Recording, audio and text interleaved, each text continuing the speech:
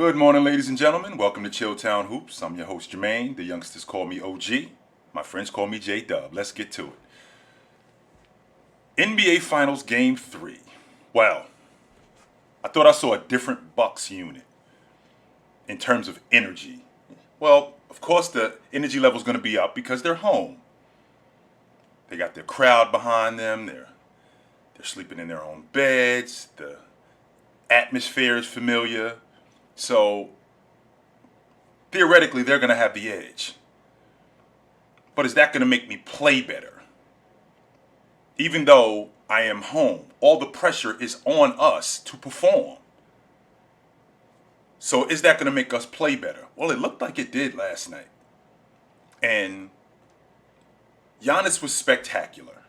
And that's the effort that it's going to take for them to have a chance in this series. I don't know if he could continue to give them 40, but it's going to take a Herculean effort like that in order for them to have a chance in this series. He was all over the place. He was on the backboard. He was in transition. I thought he did a really good job in one-on-ones on the block.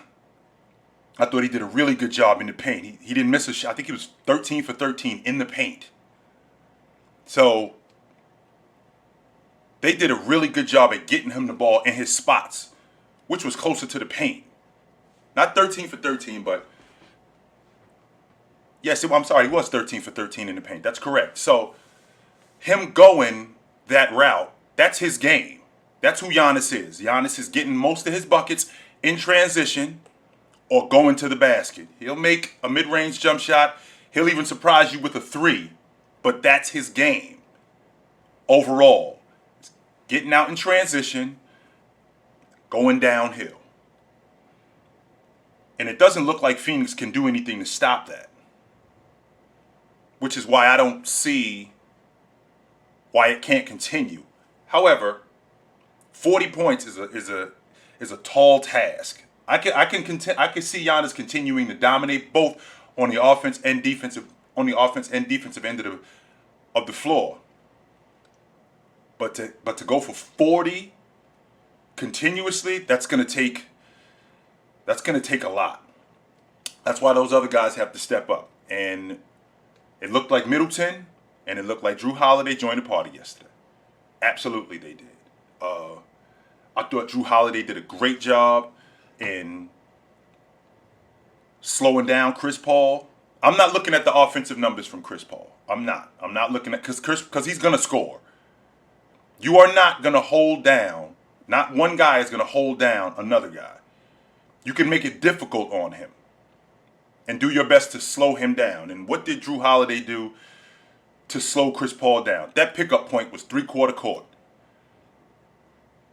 They were getting the ball across half court, 16 seconds. They were getting into their offense 12 seconds. Now, and they didn't look very comfortable getting into their offense at that time. Drew Holiday's hands stayed busy. His hands stayed on Chris Paul.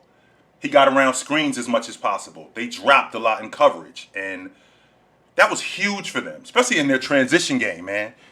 Because Phoenix likes to get up and down the floor. And when Phoenix gets up and down the floor, they're pretty difficult to stop. They're pretty difficult to stop.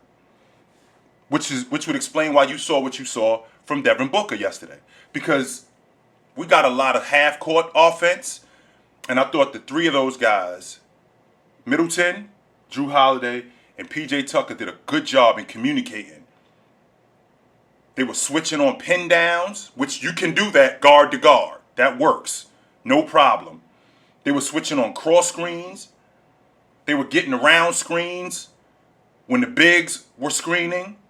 When DeAndre Ayton was coming to screen for Booker on cross-screen action, there was no switch. They were getting around that because that's action closer to the basket. That's action in the mid-range.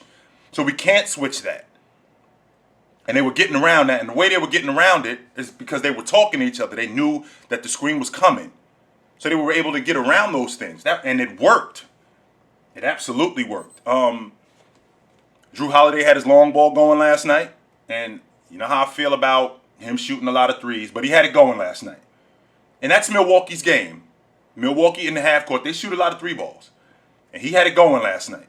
I'm not in love with him shooting that three ball at that rate. But if he's got it going, let's keep it going. I just don't love him falling in love with it, because a lot of his stuff, when he's playing at his best, is in the mid-range and going to the basket. I thought Middleton was solid last night. Absolutely. I thought Middleton was solid last night, and we're still going to need more from him. I don't think he wasted that game in game one where he went for 29, because he had a solid game last night. He did a good job of making the shots that he missed in game two. Those were the same shots he got last night. Same looks he got last night. He just seemed calmer. And he plays better at home than he does on the road in the playoffs anyway. That's just a fact. He plays better at home than he does during the playoffs. Now, he's going to have to put together a game when they go back on the road. He's going to have to put together a game like he did against Atlanta, like he did against Brooklyn. He's going to have to do that in order for them to have a shot to win in this series. When I just got finished talking about energy, you're at home, you got the crowd behind you, you're in familiar surroundings. That energy that seeps into everybody, and it's good, which would explain why Bobby Portis absolutely needs to be on the floor, because he's an energy guy. And not only is he an energy guy, he can't get yanked in and out of the lineup playing 2 minutes, then coming out of the line. He needs to be on the floor. He has to be on the floor, because that's his game. 50-50 balls, rebounding. He had 4 offensive rebounds last night. And that's the difference in this ball game, because Milwaukee is winning the dirty work battle. I mean, they out-rebounded Phoenix 47-36, including 13-6 on the offensive glass. I think they had 18 second chance points in the second half alone. Just in the second half alone, they had 18 second. That's a big deal. And that has a lot to do, and Bobby Portis has a lot to do with that. That's offensive rebounds, second chance 50-50 balls, things like that. When you got a guy that's giving you that energy, that seeps into everybody, and he needs to be on the floor. Brook Lopez needs to join the party. I know what you're looking at. He had 2 rebounds last night. He shot 9 shots, 4 of them was from the long ball, which suggests to me that he's not underneath the basket as a rim protector, and he's not rebounding, which is what we need. Because that's the difference in this series. That is the difference in this series. The second quarter was huge for Milwaukee. They were plus 16 and plus 8 on the backboard. So in order for them to continue that, guys like Brook Lopez has to join the party defensively. He has to join the party defensively. Connaughton knocking down open shots. I thought that was huge for them. And they have to continue this effort. They have to continue this effort. I thought that they did a great job of keeping Book off balance last night. That, like I said, that cross screen action that they were that Phoenix has, they were communicating, switching, they were getting hands up. Middleton was in him and forcing him into tough shots.